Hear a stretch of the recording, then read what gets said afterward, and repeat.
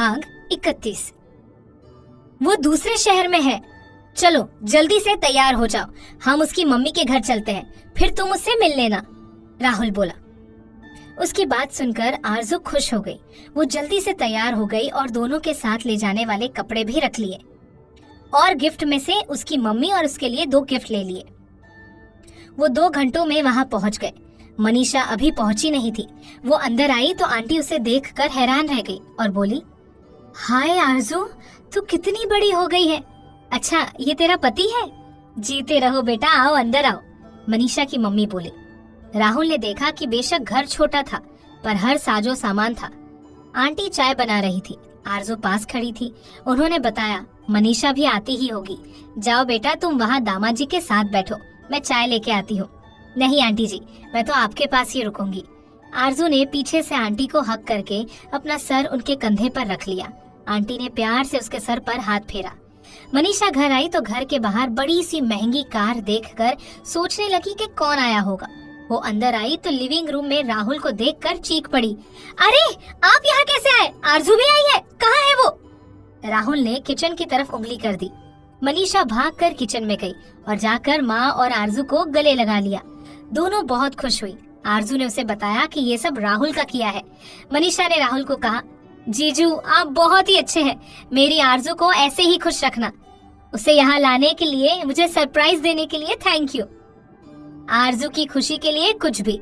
आरजू तुम यहीं रुको, एक इमरजेंसी मीटिंग आ गई है, विजय का फोन आया था, तुम्हें कल लेने आ जाऊंगा, राहुल बोला। तुम इतना थक गए हो, अब वापस जाओगे फिर लेने आओगे? ऐसा करो तुम जाओ, कल मैं खुद ही आ जाऊंगी, मेरी फिक्र मत करो, अपना काम कर लो, आरजू बोली। ओके कहकर राहुल निकल गया। वो दोनों अपनी बातों में मस्त हो गई। राहुल ने उसे बताया नहीं था कि मॉडल और फिल्म स्टार दिव्या ने सोशल मीडिया में उन दोनों की फोटोज डालकर हंगामा कर दिया है। उसका कहना है कि राहुल उसका बॉयफ्रेंड था, वो दोनों लिव इन रिलेशन में थे। राहुल ने उससे ब्रेकअप किया, बिना उसे बताए, बिना शादी कैसे कर ली। राहुल को विजय ने जैसे ही बताया, उसने विजय को अब हैंडल करने को कह दिया था, पर उसे पता नहीं कि दिव्या के फैन कैसे रिएक्ट करेंगे। वो सारे रास्ते सोचता जा रहा था। उससे ये बड़ी गलती हो गई कि उसने दिव्या की मदद की उसके फेमस होने में, लेकिन उसे नहीं पता था कि ये ऐसा करेगी।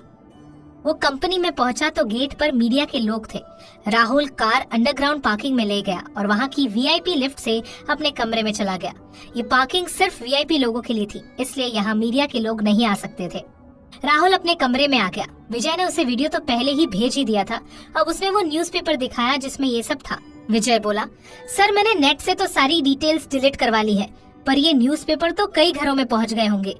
तभी राहुल का फोन बजा। उदय के दादा का फोन था। हेलो राहुल, ये सब क्या है? तुमने बताया नहीं पहले। तुम हमारे निक्की के साथ ऐसा कैसे कर सकते हो? निक्की कहाँ है? उसका फोन नहीं लग रहा है। ठीक भी है वो? दादाजी ये कुछ नहीं है। आपको पता ही है कि मीडिया वाले कैसे पॉपुलर होने के लिए झूठी खबर छापते हैं। आप मुझ पे भरोसा रखिए, मेरा आरजू के सिवा कभी किसी से कोई रिलेशन नहीं था। ये दिव्या हमारी स्पोक्स पर्सन थी, तो अपने प्रोडक्ट के लिए मैं उसके साथ पार्टीज वगैरह में जाता था, बस इससे ज्यादा कुछ नहीं।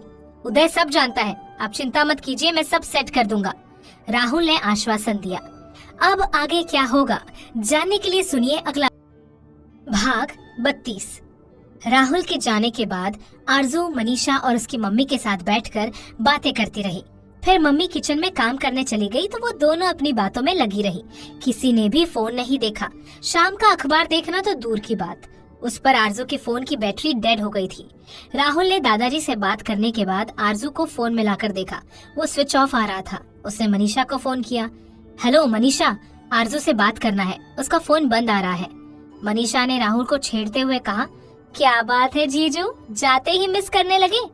क्या करे, ये मेरी जिंदगी है, एक पल भी जीना मुश्किल है इसके बिना, राहुल भी अपने अंदाज में बोला।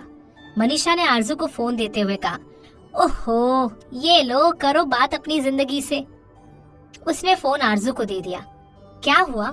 आरजू बोली। तुम्हारा फोन बंद आ रहा है। आरजू एक बात बतानी है, मैं नहीं चाहता कि तुम फोन या अखबार में देखो या कोई तुम्हें बताए, मैं चाहता हूँ कि मैं पहले ही तुम्हें बता दूं, राहुल बोला। क्या हुआ राहुल, ऐसा क्या हो गया? आरजू, जो वो दिव्या है ना, उसने मीडिया में मुझ पर झूठा इल्जाम लगाया है कि मैंने उसे धोखा दिया है, कि मैं उसके साथ लिव इन रिलेशन में था और उससे पूछे बिना ही शादी कर ली। आरजू, ये सब झूठ है। मैं कभी किसी के साथ लिव इन में नहीं रहा। मैंने किसी को टच भी नहीं किया।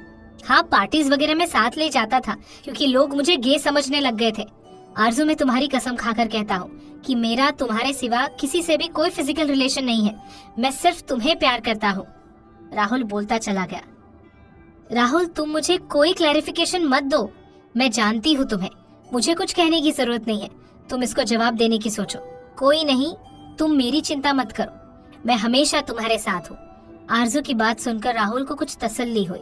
फोन बंद करके आरजू ने सोशल मीडिया पर चेक किया तो सारा नेट राहुल और दिव्या के रिश्तों से भरा पड़ा था। वो परेशान हो गई। तब उसने हैरी को फोन किया और उसे दिव्या के पिछले साल के रिलेशन निकालने को कहा। हैरी फ्री था तो वो काम पर लग गया था। राहुल भी कुछ हल निकालने के लिए सोच रहा था। उसने अपनी वीडियो रिलीज की जिसमें उसने सारी सच्चाई सबके सामने खोल दी। उसने बताया, मैं बचपन से अपनी मौजूदा पत्नी आरजू से प्यार करता था। उसे बचपन में ही किसी ने किडनैप कर लिया था, लेकिन मुझे उसके वापस आने की आस थी। उसी वजह से मैंने किसी लड़की को अपने पास नहीं आने दिया। लोग मुझे गे कहने लगे, तो दोस्तों की सलाह से मैंने दिव्या, जो हमारे प्रोडक्ट की स्पोक्स पर्सन थी, मैं उसके साथ 1-2 इन्विटेशंस और पार्टी में गया तो उसने ये बात फैला दी कि हम लिव इन रिलेशन में हैं। मैंने उस समय विरोध नहीं किया क्योंकि इससे हम दोनों का बेनिफिट था। उसको पॉपुलैरिटी मिल गई और मुझे मेरी इमेज सुधारने का मौका, जबकि असल में मैंने कभी इसे हाथ तक नहीं लगाया। इसे तो क्या, मैंने अपनी वाइफ के सिवा किसी को हाथ नहीं लगाया। राहुल के इस वीडियो का असर कुछ खास नहीं हुआ। हैरी ने दिव्या की सारी हिस्ट्री निकाल ली। उसे एक रिपोर्ट मिली जिससे पता चला कि पिछले साल अमेरिका के किसी होटल में उसे किसी अमेरिकन ड्रग डीलर के साथ पकड़ा गया था। पकड़े गए अमेरिकन ने पुलिस को बताया, ये एक कॉल गर्ल है, इसने मुझसे एक रात के $1500 लिए हैं। मुझे इससे मेरे फ्रेंड ने मिलवाया था जो इसका रेगुलर कस्टमर है। वीडियो में दिव्या पास खड़े उससे मिन्नतें कर रही है कि मुझे बचा लो। उसने अपना मुंह छुपाने की कोशिश भी की थी पर वो छुप नहीं सकी। उसने ये वीडियो इंडिया में रिलीज होने ही नहीं दिया था। हैरी ने ये वीडियो आरजू को भेज दिया। आरजू वो वीडियो देखते ही हैरान रह गई। ये दुनिया भी अजीब है, फेमस होने के लिए भी इंसान क्या क्या करता है। उसने दिव्या को वो वीडियो भेजी और मैसेज सेंड किया कि अगर चाहती हो कि मैं ये वीडियो वायरल न करूं तो राहुल के ऊपर लगे झूठे आरोपों को वापस ले लो। तुम्हारे पास आज रात तक का ही समय है, और हाँ, मीडिया के सामने सच बता देना, नहीं तो मैं सच बता दूंगी। ये देखकर दिव्या की तो मानो जान ही निकल गई। ये राज तो वो अमेरिका में ही दफन कर आई थी, यहाँ इनके पास कैसे आ गया? उसने तो राहुल से पैसे ऐंठने के चक्कर में ये सब किया था। अब अगर ये वीडियो वायरल हो गया तो क्या होगा? वो तो बिल्कुल खत्म हो जाएगी। ड्रग्स डीलर का नाम सुनकर पुलिस अलग से परेशान करेगी। उसने माफी मांगनी ही ठीक समझा। अगले दिन दिव्या ने प्रेस कॉन्फ्रेंस बुलाकर राहुल से माफी मांगते हुए कहा, मैंने जो कुछ भी कहा सब झूठ था। हम कभी भी साथ नहीं थे। लिव इन में रहना तो दूर की बात है। मैंने पैसे ऐंठने के चक्कर में ये सब किया। मैं, राहुल, आरजू, अपने फैन से और आप सबसे माफी मांगती हूँ, कहकर उसने सबके सामने हाथ जोड़ दिए। उसका बयान आते ही सब ठीक हो गया। राहुल आरजू को लेने के लिए मनीषा के घर पहुँच गया था। मनीषा ने दरवाजा खोला तो बोली, वाह जीजू, आप तो आ भी गए। हमने तो सोचा था कि आप नहीं आओगे। राहुल भागकर आरजू के पास गया और बोला, आरजू, उस दिव्या ने अपना जुर्म कबूल किया है। उसने मान लिया है कि वो सब कुछ झूठ बोल रही थी। कैसे ना मानती? अपनी आरजू ने उसे फंसा जो लिया था। मनीषा बोली, आरजू ने? क्या मतलब है तुम्हारा? पहले आराम से बैठिए और अब ये देखिए। आरजू ने राहुल को दिव्या का वीडियो दिखाया, फिर बोली, बस उसे ये दिखाया तो वो तोते की तरह माफी मांगने लगी। लेकिन ये तुम्हें कहाँ से मिला? राहुल ने पूछा। ये मेरे फ्रेंड हैरी का काम है। वो हैकिंग की दुनिया का इकलौता राजा है, किसी की भी खबर निकाल लेता है। भाई, तुम्हारे हैरी को थैंक यू कह देना, कभी बुलाओ उसे मिलने। राहुल बोला। मनीषा की टैक्सी भी आ गई। वो लोग भी मनीषा के जाते ही निकल पड़े। दोनों बहुत खुश थे। वो लोग घर आ गए। अगले दिन आरजू ने मिसेस सुंदरलाल से मिलने की सोची। हैरी ने उसका फोन नंबर ढूंढ कर दे दिया। उसने उसे कॉल किया। उधर से फोन उठते ही आरजू बोली, देखिए, मैं आपको आपके पति के एक अफेयर के बारे में बताना चाहती हूँ, अगर आप सुनना चाहो तो। आरजू की बात सुनकर मिसेस सुंदर की तो बोलती ही बंद हो गई। वो बोली, मुझे पहले से ही शक था, इनके लक्षण ही ऐसे हैं। आपको कैसे पता? मेरे पास सारे सबूत हैं, आप देखकर हैरान हो जाओगी। आरजू बोली, कहाँ मिलोगी? होटल सी व्यू 6 बजे। कहकर आरजू फोन रखने लगी तो वो बोली, लेकिन मैं तुम्हें पहचानूंगी कैसे? इसकी जरूरत नहीं है, मैं पहचान लूंगी, आरजू ने कहकर फोन कट कर दिया। शाम 6 बजे वो होटल पहुंच गई। मिसेस सुंदरलाल भी पहुंच गई। आरजू निक्की का वेश बनाकर आई थी। वो उसके पास आकर बोली, मिसेस सुंदरलाल, मैंने ही आपको बुलाया था। मुझे तरस आता है आप पर। आपकी ना आपके पति ने कद्र नहीं की, ना ही आपके बेटे ने। ये क्या कह रही हो तुम? मैं ठीक ही कह रही हूँ। ये देखिए, आपके पति मिसेस प्रकाश के अकाउंट में हर महीने कुछ अमाउंट डालते हैं, देख लीजिए। ऐसे ही आपका बेटा अपनी गर्लफ्रेंड के अकाउंट में। आपको इसकी खबर नहीं है शायद, आरजू बोली। नहीं, ये सब झूठ है। मेरे बेटे की तो कोई गर्लफ्रेंड नहीं है। ये मिसेस प्रकाश को तो मैं देख लूंगी। ये देखिए, ये आपका ही बेटा है ना? आरजू ने उसे सौम्या और सतीश की फोटोज दिखाई। वो हैरान रहकर बोली, ये दोनों मुझे धोखा दे रहे हैं। पर मैं क्या कर सकती हूँ, मेरे पास तो कुछ भी नहीं है। आप कर सकती है। ये लोग आज या कल आपसे आपके शेयर मांग लेंगे। आपके पास कितने शेयर हैं? उनकी कीमत बहुत है। ये लोग लेकर वो भी अपनी अपनी प्रेमिकाओं को दे देंगे। आप किसी भी हालत में वो शेयर ना देना। अगर बेचने का इरादा हो तो मुझे बताना, आरजू बोली। तुम ये सब शेयर के लिए कर रही हो? नहीं, आपके लिए। अगर आप ये शेयर मुझे देंगी तो कल ये कंपनी की चेयरमैन आप बन सकती हैं। ये कैसे हो सकता है? सब हो सकता है। मेरे पास 35% शेयर है। आप अगर 10% मुझे दे देंगे तो मेरे पास सबसे ज्यादा शेयर होंगे। मैं आपको इसके अच्छे पैसे दूंगी और वक्त आने पर आपको कंपनी दे दूंगी, आरजू बोली। कितने दे सकती हो? आप बताइए, कितने चाहिए? 3 करोड़ दे सकती हो? 1 करोड़ ठीक है। नहीं, ये कम है। कम से कम 2 करोड़ तो दो। चलो ना, आपकी ना मेरी। 1.5 करोड़ पर बात पक्की करते हैं, आरजू बोली। वो मान गई। उन्होंने 2 दिन बाद मिलने की बात पक्की की और अपने अपने रास्ते चल दी। आखिर आगे क्या होगा? भाग 33। SL mansion. घर आकर मिसेस सुंदरलाल अपने पति और बेटे का इंतजार करने लगी। रात के 8 बजे बेटा आया।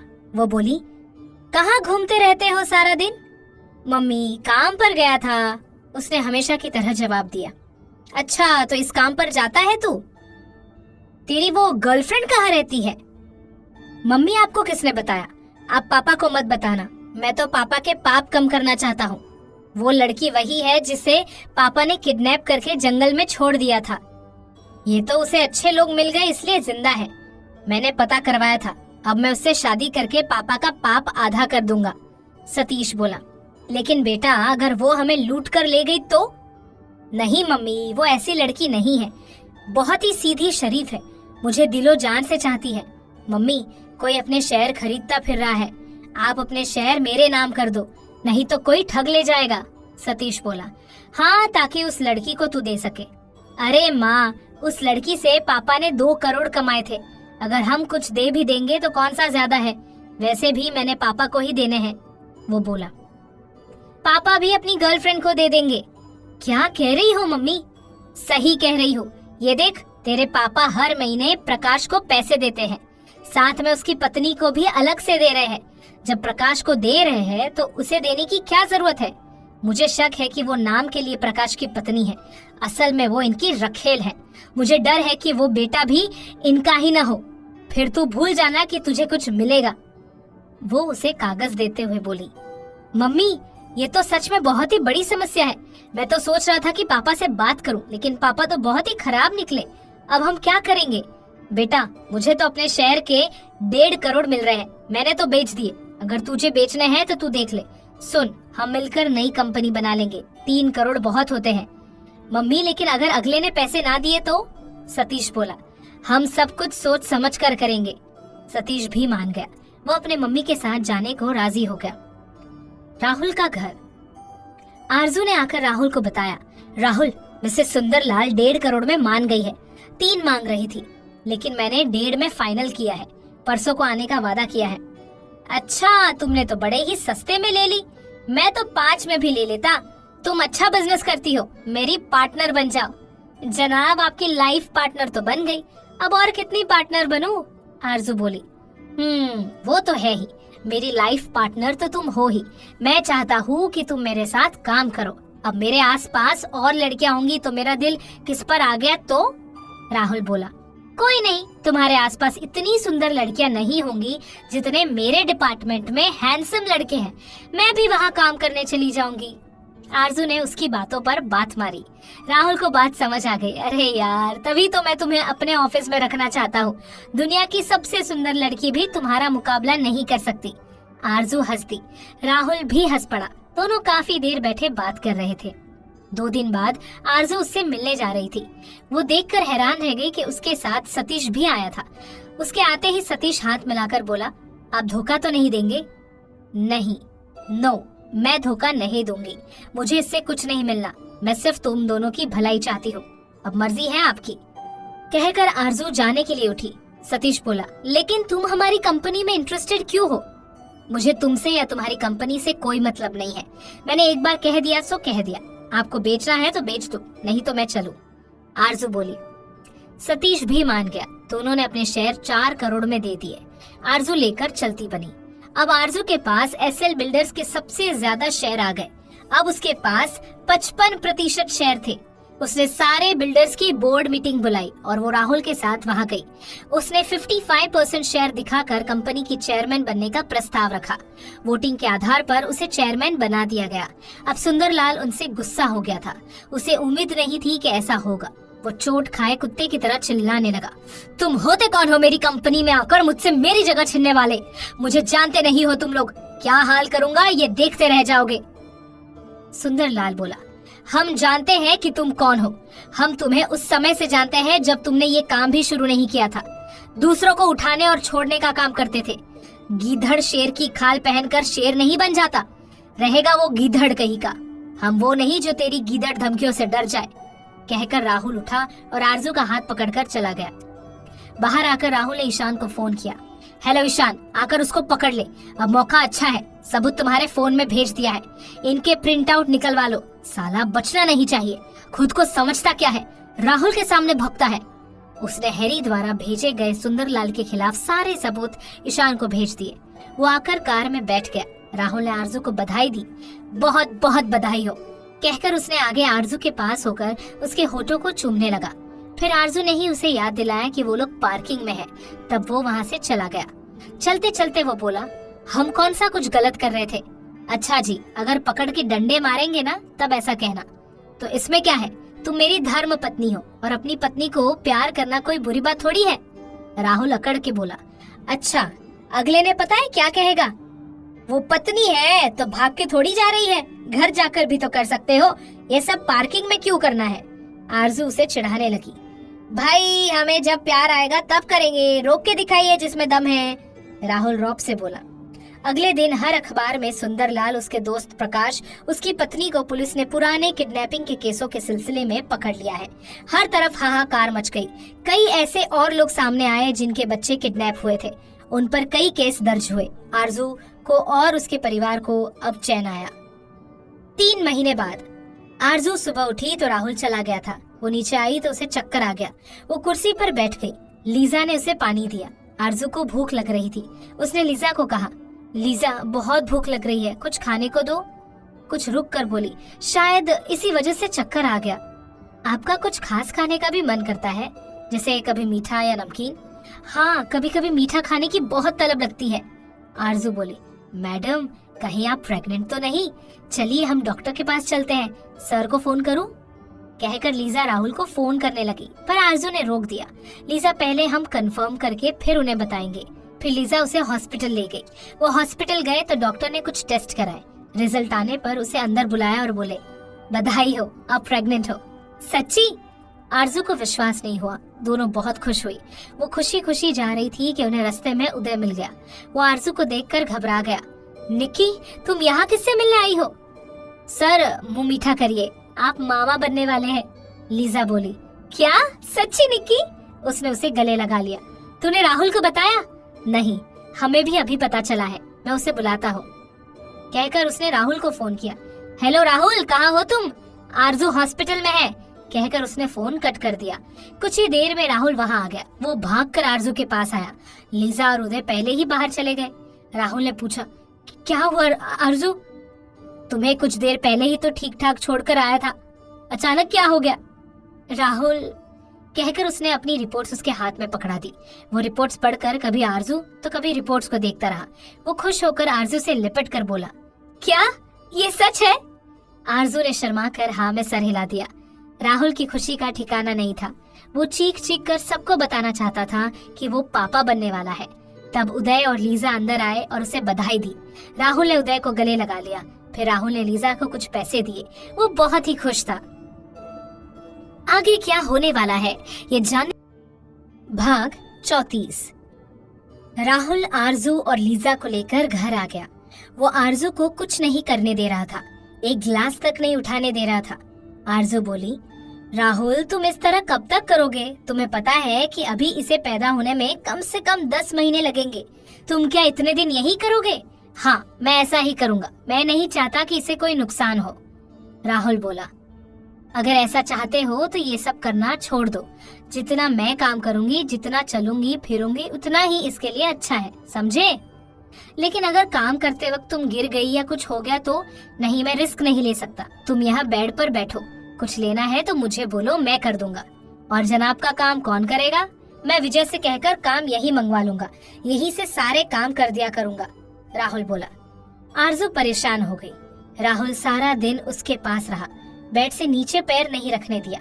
लीजा से कहकर खाना भी ऊपर ही मंगवा लिया। आरजू ने बताया कि डॉक्टर ने सैर करने को कहा है, तो वो उसे खुद शाम को सैर पर ले गया और जब कोई पास से गुजरता तो वो उसके पेट के आगे हाथ रख लेता। आरजू को बहुत शर्म आती। उसने सैर का आइडिया भी छोड़ दिया। राहुल ने नीचे वाले गेस्ट रूम को अपना बेडरूम बना लिया। अब उसे सीढ़ियां नहीं चढ़नी होगी। राहुल एक घड़ी के लिए भी उससे दूर नहीं हुआ। आरजू तो एक दिन में परेशान हो गई। लीजा आती, वो भी उसकी हालत पर हंसकर चली जाती।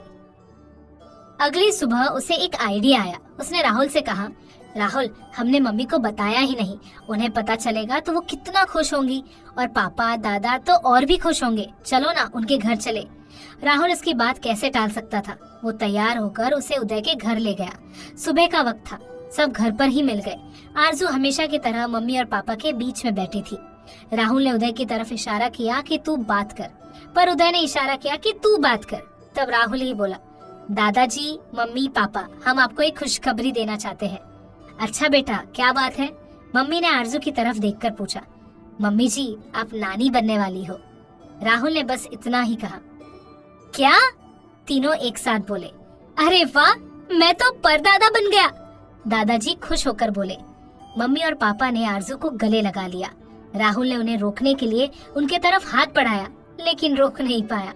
मम्मी ने आरजू और राहुल की नजर उतारी, फिर बोली, सच में बहुत अच्छी खबर सुनाई है। दिल खुश हो गया। इतने सालों बाद इस आंगन में फिर से किलकारियां गूंजेगी। फिर सबने नाश्ता किया। नाश्ते के दौरान राहुल ने देखा कि मम्मी आरजू का बहुत ध्यान रख रही है। उसे अच्छा लगा। अगर आज उसकी मम्मी होती तो वो भी ऐसे ही खुश होती। सब होने के बाद राहुल बोला, अच्छा दादाजी, हम चलते हैं।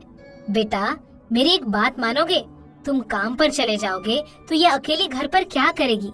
ऐसा करो, तुम इसे यहाँ छोड़कर जाओ। शाम को वापस आते वक्त ले जाना, नहीं तो कोई छोड़ आएगा। मम्मी, इतना सफर इसके लिए ठीक नहीं होगा। राहुल ने चिंता जताई। नहीं बेटा, कोई डर नहीं होता।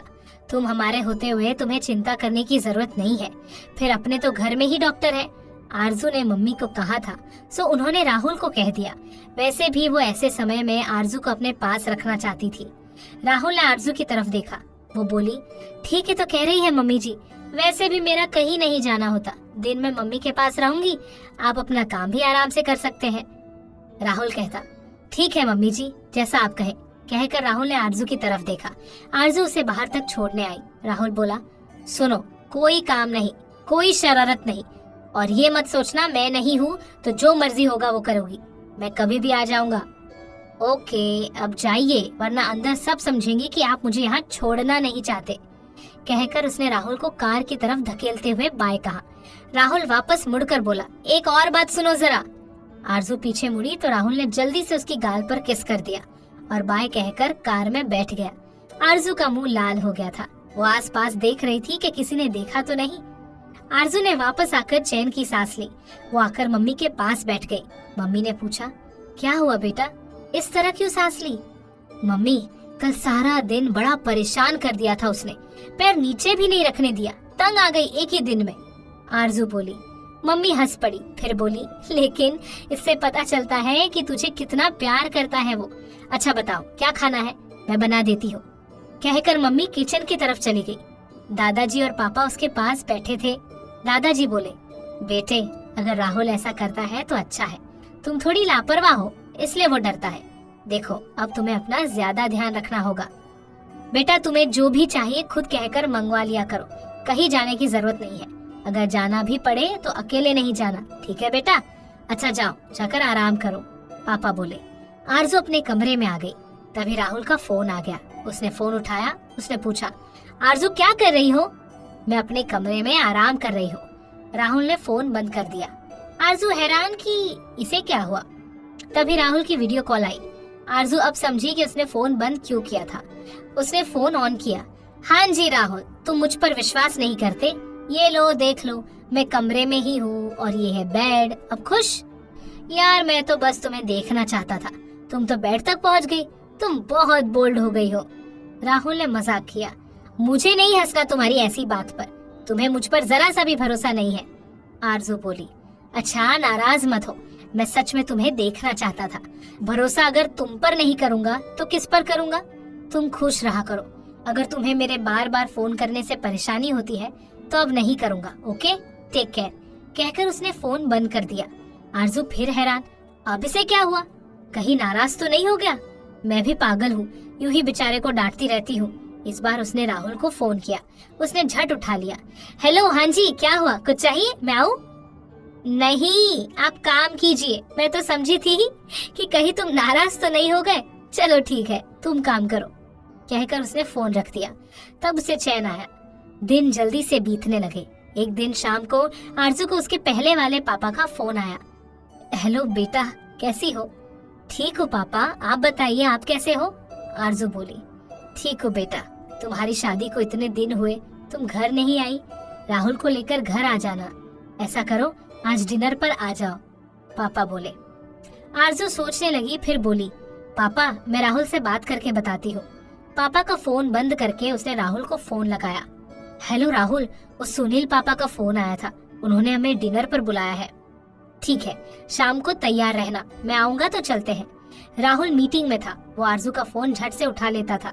उसे लगा था कि आरजू को कुछ हुआ ना हो, इसे कुछ चाहिए तो नहीं। जिस मीटिंग रूम में उसने फोन बैन किए हुए थे वही वो अब बात कर सबके मुंह की तरफ देख रहा था।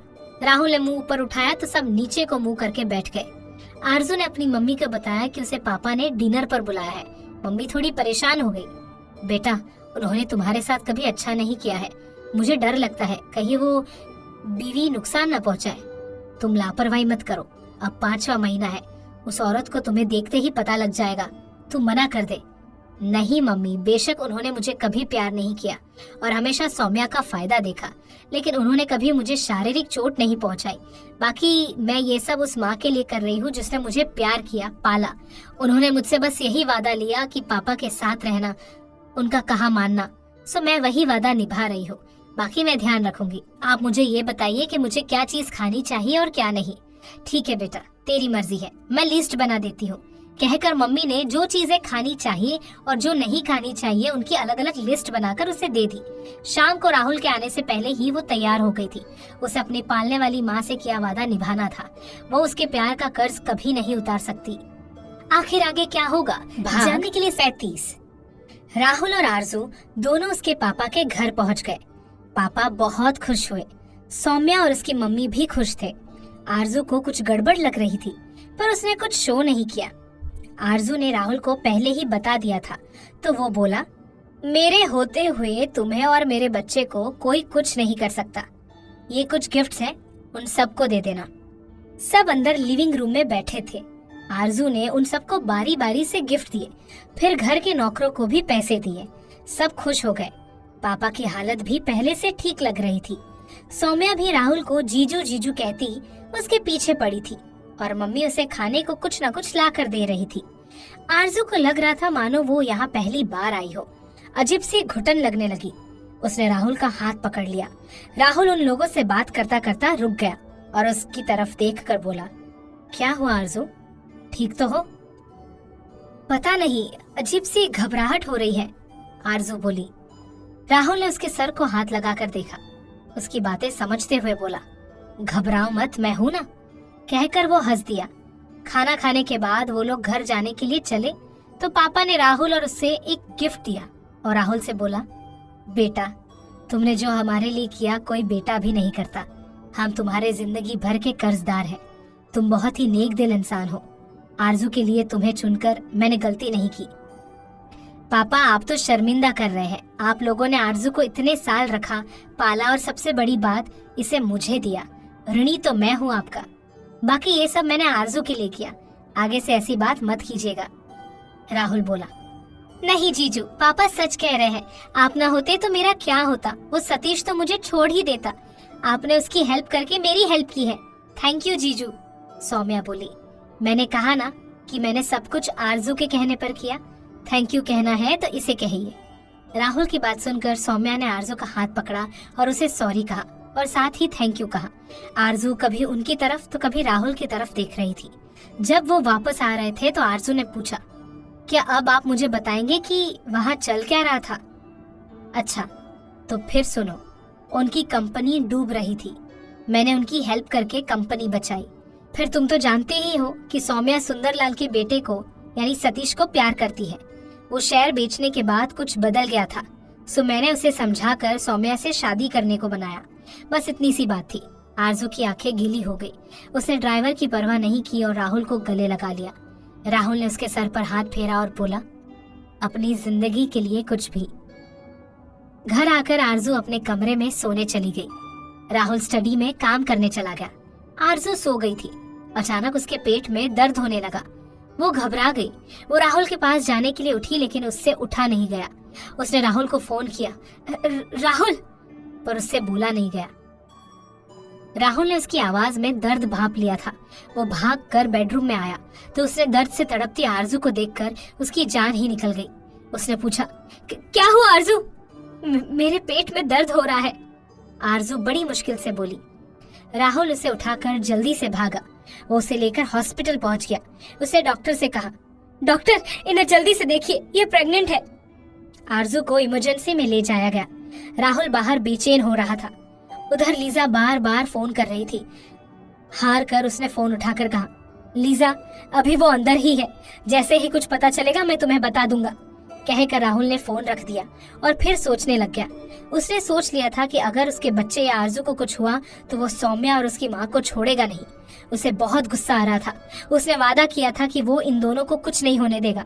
लेकिन ये सब उसी वक्त उदय भाग कर आ गया। क्या हुआ? पता नहीं, सब ठीक था। बस उनके घर डिनर पर गए थे। अब देखते हैं डॉक्टर क्या कहते हैं।